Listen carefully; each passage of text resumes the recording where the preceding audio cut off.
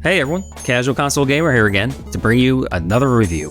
Crisis Core Final Fantasy VII Reunion. That's a bit of a mouthful, so for the rest of the video, I'm just going to refer to it as Crisis Core. I played it on the PlayStation 5, but it's also available on Xbox, Nintendo Switch, and PC. Like always, I'm going to give you the too long didn't watch, which will be an overview of my thoughts and opinions on the game. Crisis Core was a PlayStation portable game originally, and in many ways, it still retains the fundamental designs that were forced on it from the handheld console limitations. What I mean by that is, no matter how much they improve the graphics or the combat, it still feels like a game created to be played in short bursts on the train or on a bus while you're going to work. Levels are short corridors interspersed by quick bouts of combat. They look great, although not on the level of the Final Fantasy VII Remake, but they are really tiny. Often you're hemmed in by invisible walls and large skyboxes try to hide how tiny these levels are. Combat has been streamlined and simplified, sort of like the Final Fantasy VII Remake, something that I'm going to be referring back to quite a bit in this review, but with only one character. A lot of the RPG elements have been stripped away, leaving combat more like Devil May Cry or the early God of War games. What I think will be a turnoff for a lot of players is the voice acting. Even the main characters talk in this stilted manner, with line delivery that feels like they're reading off a receipt from the grocery store. Overall, Crisis Core is good, but not great. Story has some definite highs, but it also comes with a lot of lows and filler content. What I mean by that is, Crisis Core expands on a story that was hinted at or briefly shown in the original Final Fantasy VII. What was maybe 10 or 15 minutes of cinematics has been expanded into a game that could take you 15 or 20 hours to complete, probably even more if you do the optional side content. If you're a fan of the original Final Fantasy VII and the remake, you'll find a lot of things in this game that you'll probably love. But if you aren't feeling the gameplay or the dialogue, it's completely fine to skip this one. Just watch the few cinematics it has on YouTube. If you want to be a hero, you need to have dreams and honor.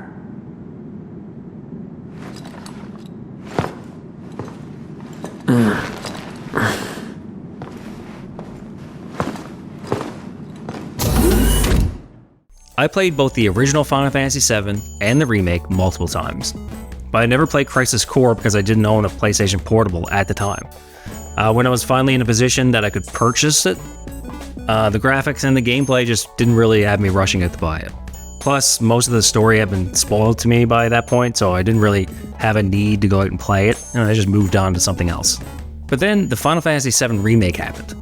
Without spoilers for Crisis Core, Reunion, or the Final Fantasy VII Remake, and it's probably a silly thing to do since they both came out, years ago, but the ending of Remake directly affects the ending of Crisis Core. So when they released Reunion, a combination remake, remaster of Crisis Core, I did want to check it out. I say remake/remaster because Reunion isn't really either of those. Parts of it have been remastered with HD graphics, like the cinematics and the character models, but major portions have been completely remade in the style of the Final Fantasy VII Remake. It leaves Crisis Core Reunion in this weird space where you can make an argument that it's just a remaster or a complete remake, and both sides would technically be correct. So Angeal, what's the deal with dumb apples? The official name is Benora White. The trees bear fruit at random times during the year. Because of that, the townspeople affectionately call them dumb apples.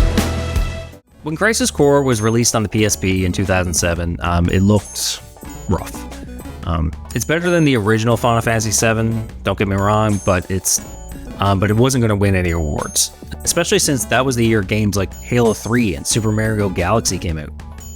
Before the Nintendo Switch, handhelds weren't exactly graphical powerhouses. Hell, even the Switch is a downgrade compared to the Xbox and PlayStation 4 when it was released. So when Final Fantasy VII Remake came out and just blew everyone's minds with its improved graphics and its hints of interconnectivity with Crisis Core, it seemed like a foregone conclusion that Crisis Core was going to be remastered and re-released.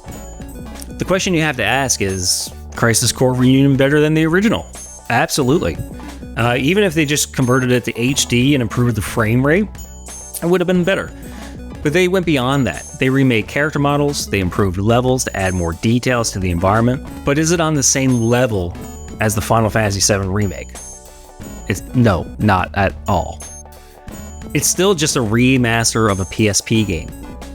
That means that, unlike the Final Fantasy VII Remake that recreated everything from scratch, Crisis Core Reunion really just used the PSP game as a base and just improved upon it.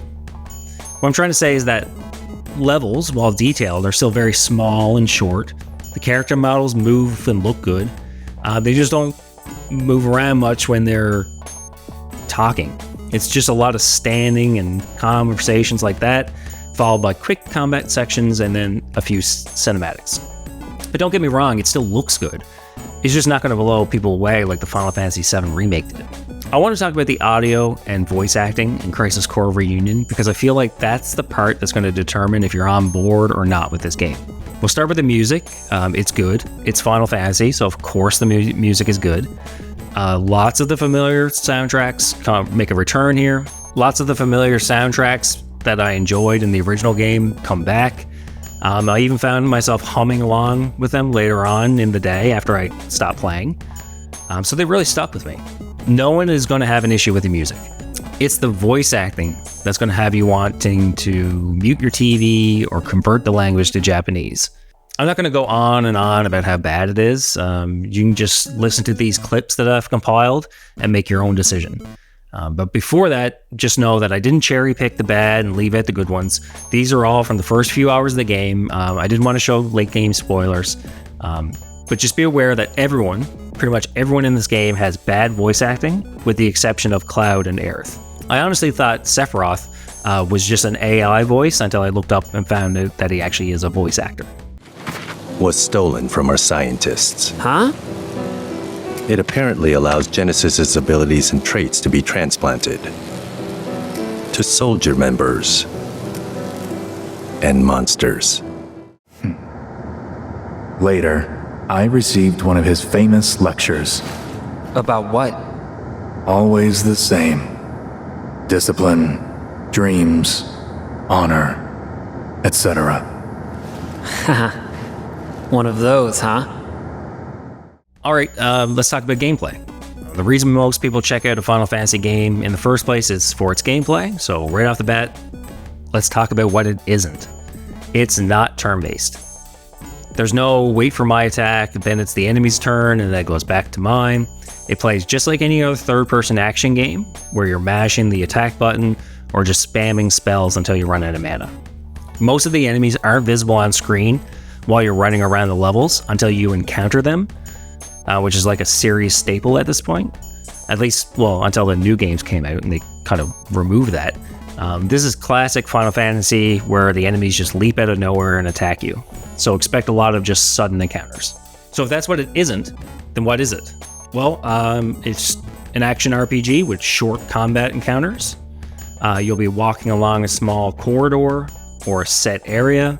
You'll get randomly attacked by enemies, which usually are 1 to 5 of them.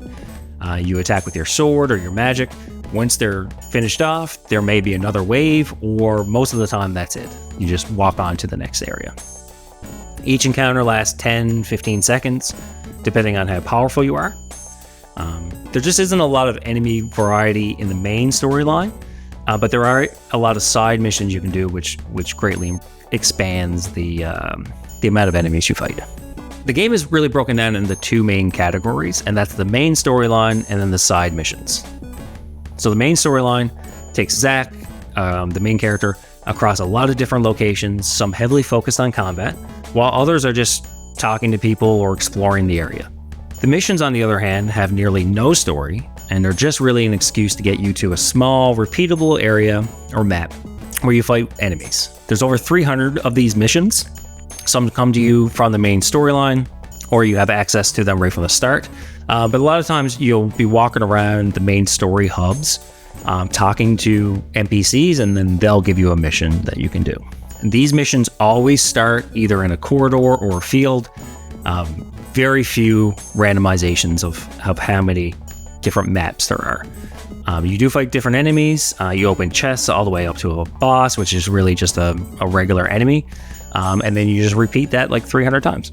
If you focus on the missions more than the main storyline, you will be very overpowered to the point where it just trivializes the main story. I did about 30% of the repeatable missions. So I did about 100 of these missions, and I was so overpowered that like I could one-shot everything in the main storyline. Bosses had no problem with they could do nothing to me. I never had a single problem.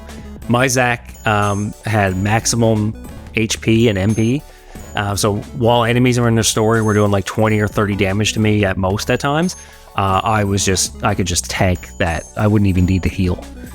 So aside from the main story and the missions, the RPG elements are just really light. The only things you can swap out on Zac is his materia and his accessories. So there's no weapons or armor or anything like that. Materia come in a lot of varieties, which will be familiar to you if you're a fan of Final Fantasy VII. They come in offensive and defensive, support, healing, that kind of thing. You can also now fuse materia together, which is pretty cool. It does give a boost to your stats, such as your attack or your hit points or your magic points or your magic stats, things like that. Once I figured out how to get to 9,999 health and 999 magic points through materia fusion, like towards the beginning of the game, I was unstoppable. There are so many materias, it can be overwhelming. And even as streamlined as they made Crisis Core, it can be daunting at times with all these materias and a fusion and everything. Luckily, you can get through the game pretty much the entire way through the main story without touching that stuff. But the missions will require you to learn what materia to equip and how to fuse them and the best accessories for each situation. If you're having trouble with that, the simplest thing I can tell you is just do what I did. Improve your health and magic, and then just spam Thundaga, the lightning spell, constantly in every situation. And then only switch it up if you get the fire spell or the ice spell. And then you can spam that so many times at max magic points, it's insane. And then after every encounter, you get it back if you don't get hit. So if you're just spamming magic, you just get all your magic points back. It's crazy. There he is! Hey, mister! That's him! Get him! Whoa! This kid's pretty fast. Hey, what's the deal? He's gone. The story. Have you ever watched a movie and realized that whoever made it really only had like one scene or idea in mind, and they built the entire thing just to get to that moment? Or like if you're watching a TV show that's based on a short story or a comic book or something, and they need to fill in everything else just so they sort of just, stretch it with filler. That's how I feel about Crisis Core Reunion. The story really comes from the scene in Final Fantasy VII of Cloud and Sephiroth in Nibelheim, and the fact that Aerith had a boyfriend that died and Cloud sort of knew him. That's like 10 minutes of content. They just needed, to fill out another 10 hours or so to have a video game. So Crisis Core has an entire chapter just dedicated to chasing a kid who stole your wallet. I mean, you do a couple things aside from that, but that's mostly it. Another chapter has Zac going on a vacation for, I think, pure fan service reasons. Look, the entire time I was playing Crisis Core's main storyline, I was thinking that it could have been, and probably should have been, DLC for Final Fantasy VII Remake. They could have cut a lot of the filler, lost a lot of the missions, a few other things, and just released it for like $25 or $30. Or, they could have kept all the missions and the filler, since it really doesn't add much, and they didn't spend much time developing it because it's just really low effort. Like, it's just the same map, so the same enemies over and over and over again. Instead of doing that, they made a full release, $50 US, which is like 66 Canadian, somewhere around there. And then they did a full release on all systems. And the full release is probably why they didn't release it on as DLC for Final Fantasy VII Remake, since they wanted like a wider release. Because this game is really good on Switch. Like, I played it on PlayStation 5, but I can feel that if this was on Switch, this would be perfect for what it is. But how is the story? It's good. It's, not great. It's good. It has a few really good moments and a lot of not so great ones. If you didn't play any of the Final Fantasy VII content, you shouldn't play this game. I played everything in the series, and I was still lost for a lot of it. Reunion makes no effort to keep you informed of who people are and what's going on. It just assumes you understand. It sucks because Final Fantasy VII wasn't exactly the easiest to understand either. I always felt that there may have been like a translation issue in the original, or there was a codex that was cut or something. It also didn't help that that game ended on like a big cliffhanger and there was no real satisfying resolve, which may have been part of the reason why there was such a drive to remake it. The story in Crisis Core, you play as Zack Fair of Soldier.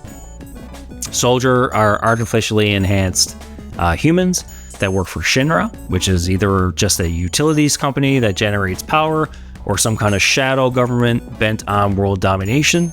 I was never really sure if it was one or the other or both. Some stuff happens in the story. A few characters monologue for quite a bit. There's a lot of monologues.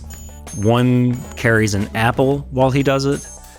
Then it sort of ends in this dramatic finish that leaves you with a big mix of emotions. Sadness for sure. There's also a fair bit of confusion and a desire to replay Final Fantasy VII and the remake to see if I missed something or if something would be clearer now.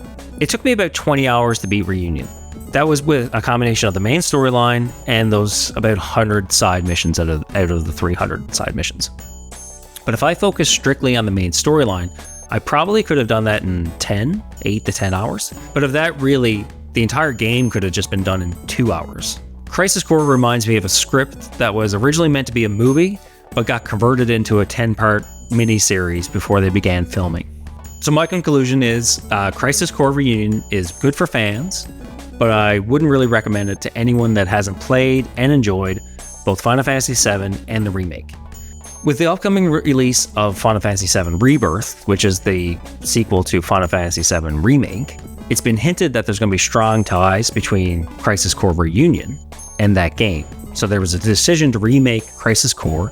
Honestly, if you don't feel like shelling out $50 and spending 10 or more hours playing Crisis Core Reunion, especially if the dialogue and gameplay just doesn't appeal to you, you can just check out the ending on YouTube and I think you would be set for Final Fantasy VII Rebirth. Like always, thanks for watching. Make sure to subscribe to the channel and like this video if you like what I'm doing and would like to see more in the future. Thanks, take care.